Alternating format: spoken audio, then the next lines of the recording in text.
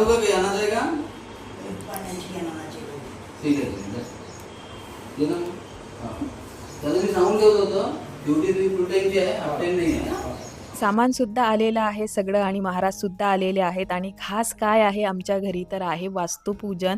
1 वर्ष पहिले घेतलेला हा फ्लॅट जेव्हा आम्ही पहिल्या फ्लॅटमध्ये राहत होतो गार्डन सिटीच्या, तेव्हा त्या फ्लॅटचा जेव्हा आम्ही इसार केला म्हणजे तो फ्लॅट जेव्हा आम्ही विकला तर त्याचा इसार झाला, तर त्याच इसारामध्ये आम्ही या फ्लॅटचा इसार केला आणि त्याच फ्लॅटच्या खरेदीच्या पैशामध्ये आम्ही हा फ्लॅट खरेदी केला.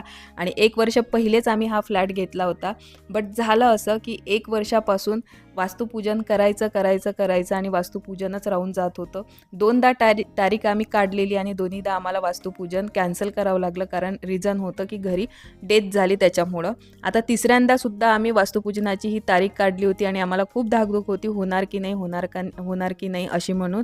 त्याच्यामुळं आम्ही विचार केला की आता जास्त मोठं न करता शॉर्टकटमध्ये घरगुतीच तिघांमध्येच वास्तुपूजन आटपून टाकायचं, करून घ्यायचं. कारण की वर्षभरापासून डोक्यामध्ये सतत एकच विचार होता की वास्तुपूजन करायचं राहिलेलं आहे, कधी होणार, काय होणार, कसं करायचं, कोणाला बोलवायचं, कोणाला नाही बोलवायचं, सगळे प्लॅनिंग्स सुरूच होते आणि ते प्लॅनिंग्स पूर्णपणे होतच नव्हते. कारण की देवाच्या प्लॅनिंगसमोर आपलं प्लॅनिंग कधीच चालत नाही. आणि मला तरी असं वाटते की आता हे जे आमचं वास्तुपूजन झालं ते खूप चांगलं झालं आणि खूप मनाला समाधान देऊन जाणारं असं वास्तुपूजन झालेलं. आता मी पहिल्या दिवशी माहिती का सगळी तयारी करून ठेवली, पुरणसुद्धा केलं, मसालासुद्धा केला आणि छोट्या मोठ्या गोष्टी होत्या ज्या तयारी करायच्या होत्या दुसऱ्या दिवशीच्या, कारण दुसऱ्या दिवशी 4 वाजता उठायचं होतं. तर त्यासुद्धा सगळ्या गोष्टी मी आटपून घेतल्या. स्वयंपाकाला मी सुट्टी दिली होती, साहेबांना म्हटलं हॉटेलवरूनच आज जेवायला आणा आणि महाराजांना सुद्धा आम्ही जेवायला म्हटलं, पण महाराज म्हटले की मी घरी जाऊन निवांत जेवतो, म्हणून मग महाराजांसोबत आम्ही हॉटेलवरूनच डब्बा दिला आणि घरच्यासाठी सुद्धा साहेब पनीरची भाजी आणि पोळी घेऊन आले होते. मस्तपैकी आम्ही रात्रीचं जेवण केलं आणि त्याच्यानंतर समोर आता तुम्हाला दिसेलच.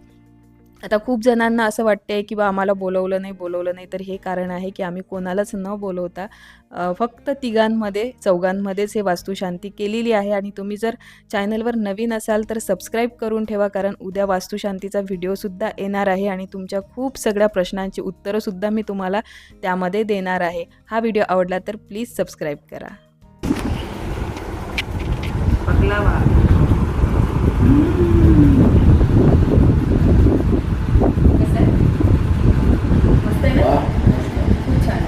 खूप छान आहे, एकदा नक्की टेस्ट करा बकलावा.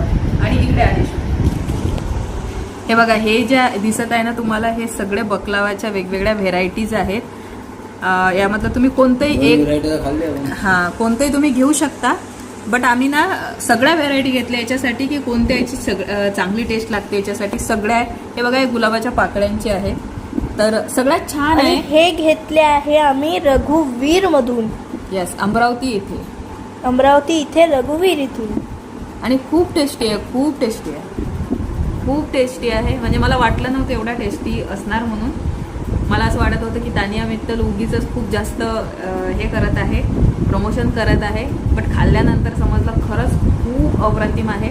आणि अमरावतीमध्ये जर असाल तुम्ही तर आम्ही काही प्रमोशन नाही करत आहे, बट माझ्यासारखे जर असतील तानिया मित्तल प्रेमी आणि तानिया मित्तलला जे जास्त बघत असतील तर त्यांना ना तिचं ते व्हिडिओ प्रत्येक वेळेस बकलावा ऐकून एकदा तरी बकलावा खाण्याची इच्छा झालीच असेल माझ्यासारखी.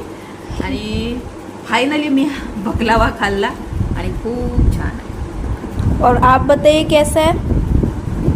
आणि आज आमच्या वास्तुपूजनाची सगळी पूजा मांडलेली आहे, जेवण पण झालं आणि आता स्वीटमध्ये मस्तपैकी बकलावा खाणार आहे आणि आता आम्ही झोपून जाणार आहे. आता वाजलेले आहे फक्त 10:15 वाजले. उद्या सकाळी 4 वाजता उठायचं आणि उद्या सकाळी मला 4 वाजता उठायचं आहे. उद्याचा दिवससुद्धा कसा असणार आहे, वास्तुपूजन सगळ्या गोष्टी तुमच्यासोबत शेअर करणार आहे. सबस्क्राईब केलं नसेल तर सबस्क्राईब करून घ्या. आता भेटते उद्याच्या नवीन व्हिडिओमध्ये. तोपर्यंत take care and bye bye. अरे पहिले इकडे तर सांगा ना. अरे असं असते ते. सांगा. मी ऑन केलाय कॅमेरा. पहिले इकडे तर ऐका, पहिले कॅमेरा तो पकड बरोबर. तुझा हात येत आहे कॅमेऱ्यावर, नाही येत आहे. मागून येत आहे. पा